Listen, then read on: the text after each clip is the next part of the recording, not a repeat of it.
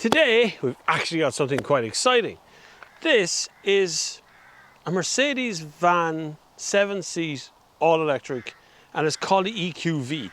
And I want to run it back because I want to show you it's the long wheelbase, or the long luggage space. This takes a while to open, but the actual boot space, well, bloody hell, is as big as a car in the boot part. And there's 3 seats here, and 2 seats in front of that, and 2 seats in front of that, so you got full 7 seats. But you can very easily roll this seat further back and get much more space inside. It's actually fairly ordinary as vans go, but it's got an 80 kilowatt hour battery under here somewhere, and it feels like it's carrying around a barge under there over speed bumps. It's okay on a main road, and you can actually stand under this in the rain, but it's okay on a main road or motorway or whatever, but just seems very heavy when it's just driving, but very practical. Let's have a quick look at the inside and see what you get in there, right?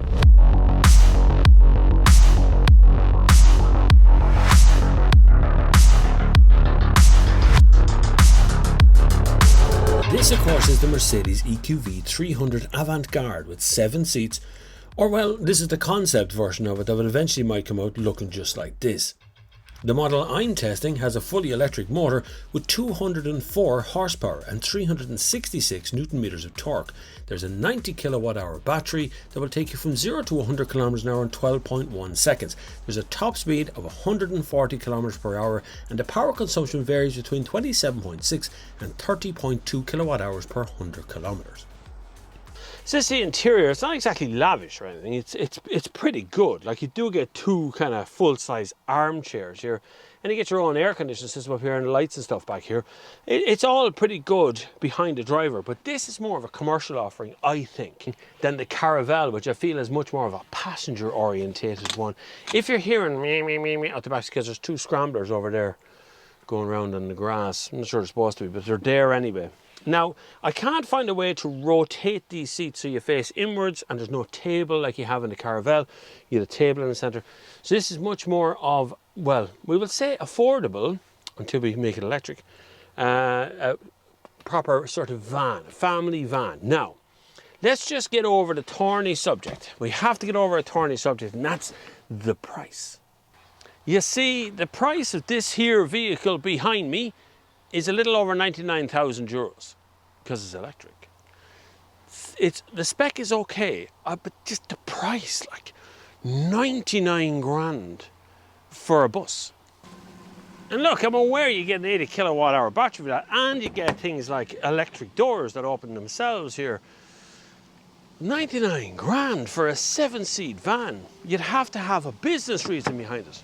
Speaking of business things, did you know as a sole trader in this country you can write off up to 24,000 euro in capital gains tax attached to one of these? You do it all in 1 year as well. So if you can find a car that's less than 24,000 euros, you should buy it if it's electric, and you can write it off in next year's taxes. All in one go. 24,500 euros. That's how you incentivise cars, by the way. None of this kind of grants crap. In case you're wondering why the odd angles are on, I've actually forgotten my tripod. But besides the tripod thing, this car is actually really good. If it was a diesel one, it would be probably 30 grand cheaper than it is now. Maybe even more. It's kind of scary that electric cars are just so expensive and people are buying them. Like, that's 100,000 euros. That's more than houses cost sometimes, you know? Just like, really? Why would you pay that much for one of these cars? And this is kind of a compliance car because they haven't done much to this from its diesel version. Actually, I'll prove they haven't done a whole lot since the diesel or petrol version of this car. So this is where they put the charge point on the front here, the front wing, which is actually kind of a convenient place to be because the car is so long that you have a hard time putting a charger on the side of it. So here in the front is okay. If you come with me along here for a second, you'll see that is where normally the diesel and petrol tank would be. They didn't even get rid of that, they just blanked it off. So it's just a sort of a compliance car, really. Even the key is the old-fashioned key that would have come with all Mercedes over all the years, right? And there's a proper keyhole as well over here, left side of the steering wheel, and now she's running, yeah? So, and everything else is the same. Everything else is quite normal in this car. So let's take a little spin, and I'll try and get through all the other details about this car as well. I want to go that way because as I try to turn Austin Power joke. Secondly, the turning circle isn't very good on it. It's quite a big turning circle on this car, and you'll feel it whenever you turn into a junction or you're trying to go anywhere or do anything. But while running, it's actually pretty quiet. So turning circle and kind of old-fashioned interior. This is an old-fashioned interior, and I'll tell you why I know that. Because over here on this side, instead of the rev counter that they've normally put in, and the temperature gauge will be there as well, they put in this percentage of power thing, which is just stuck up at 100% all the time, as if somehow you're able to turn down the power the car puts out. It just looks like it's filling a hole there. The old center display as well has got that. It's a color display in the middle, but it's just kind of old-fashioned. The steering wheel comes from an older one as well. They really are trying to make a car affordable, is what it really is. Batteries are so expensive and taxes are so high, and there's so much potential. 80 kilowatt hour battery is one of the biggest batteries on the market, and it still only does 350 kilometers, 360 kilometers. Warning, if you're charging this up at home, it's going to take between 15 and 20 euro to charge it to get 350 to 400 kilometers out of it. That's kind of where it is. It's about 16 cent to 18 cent of electricity. The vast majority of people don't have night rate at home, so I'm not even going to bother with that. There's downsides to night rates as well, in that you pay standing charges, extra charges, and your day rate goes up because you have night rate. There's a lot going on there. You have to work very hard to make a night rate to save you money. And then if you go back across charging the car on the street, if you're charging at an Ionity station and you're not using their pass go thing, like 70 something cent per kilowatt, you're going to pay more than petrol and diesel in electricity for this.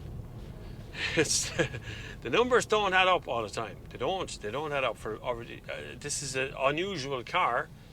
But at the moment, when someone asked me, and it's happened the other day, a man asked me about a 7-seat, needs a 7-seat, has a Ford Galaxy, I want to get a new 7-seat, what do I get? And I immediately start recommending the kind of bus, the van 7-seat, you know, the Peugeot Rifters, the what do you call the Opel version of that as well, and there's Hyundai have a passenger vehicle, there's the Volkswagen Caravelle, and then you go, well, no, there's an electric one from Mercedes as well. Maybe you want an electric car, you want this. It's 100 grand, lads. It's 99,000 euro. Not standing, that's this particular one, which doesn't have a lot in it, if I'm honest. We have climate control all around. We have a touchscreen here in the center that does all of the Apple CarPlay and Android Auto. I have cruise control. It's old-fashioned cruise control as well. So it's the one you would have seen for generations of this car. So while there's nothing actually wrong with the car, it just seems like something they're just going, well, here's a bus in electric. If you happen to be an airport shuttle ferry thingamajig and you want to have a car, here's one for you. Even the 0 to 60 time, which is sprightly, put your foot down, it's like, woo! Still not there though. It's not exactly mind-blowingly fast. There's 100 kilometers an hour now. The thing is that this is carrying an enormous weight underneath it as well, and there's no one in this. This feels like I'm on just bouncing around on the weight of all those batteries underneath. And there's the problem. It kind of spoils the ride, spoils the handling as well. The whole car feels like it feels like a 10-ton truck, you know. It just feels much heavier than it is. And while I love the idea of driving around in something luxurious like this, the kids love it, they're in the back. My daughter's birthday was over the weekend, and we brought all her friends, and then we went to up to town and shopping centres, and we went to dinner, and everybody fitted. You know, everybody had their own seat. We had 3 kids across the back row. We had a massive boot for all their stuff as well. But then you start looking at it and go, but it's 100,000 euro for this car. Still, I like this car. It's still a good car. It's just far too expensive for that stuff. Anyway, thank you very much for watching. I hope you've hit the subscribe button. I do have a Patreon. Thank you very much to the patrons. You've been hugely patient while we change over to all the new formats and new things. Loads more to come this year. Loads more TikToks, loads more explosive videos and kind of documentary stuff I have planned. Just have to get it all into action at the same time. I'm very time poor at the moment. Just trying to get work done, get some money in, pay some bills. It's been a tough old year, you know. COVID really knocked the arse out of everybody's income, including mine. We're still only recovering, although there are some new sponsors on the channel, so I appreciate that. Thanks to everybody who has subscribed the last while. Let's try and get ourselves to 100,000 followers. It's very, very hard to do that on YouTube. It's very, very hard to do that when there's so many other content going on and you have normal jobs you got to do too. It's very hard to push all the boundaries. But I'm sure together we will try our utmost. Anyway, thanks for watching. Thanks for subscribing. And until the next time, I'll see you on the far side.